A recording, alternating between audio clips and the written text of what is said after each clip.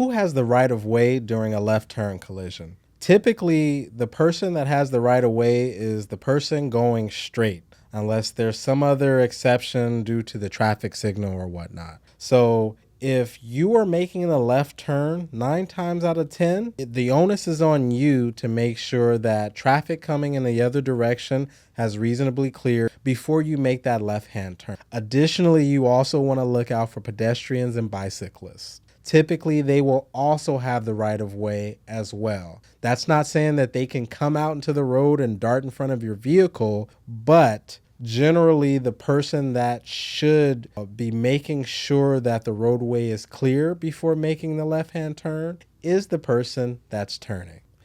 Is the car making the left turn always at fault for the accident? No. Sometimes the person that is coming in the opposite direction ran a red light. Sometimes the person coming in the opposite direction was speeding.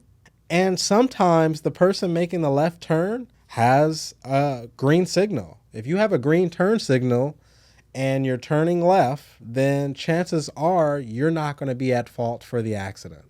What are some factors that can shift liability? There are a number of things that I can't think of at the top of my head, but what if the person going straight was on the phone? What if the person going straight was speeding? What if the person going straight ran a red light? What if the person made a left turn due to some sort of sudden emergency in order to avoid a collision with another vehicle? I currently have a case where there was a transport vehicle transporting other cars to a car dealership that was parked in the median area where people make left turns. My client made a left turn into that vehicle because she was trying to avoid another car coming out of a driveway. So that's a case, at least where I argue that the person that's making a left turn or a left turning movement wasn't at fault. So sometimes it's not always black and white. It really depends upon the facts and circumstances of each case. When is the driver turning left not at fault for an accident? We've talked about this before.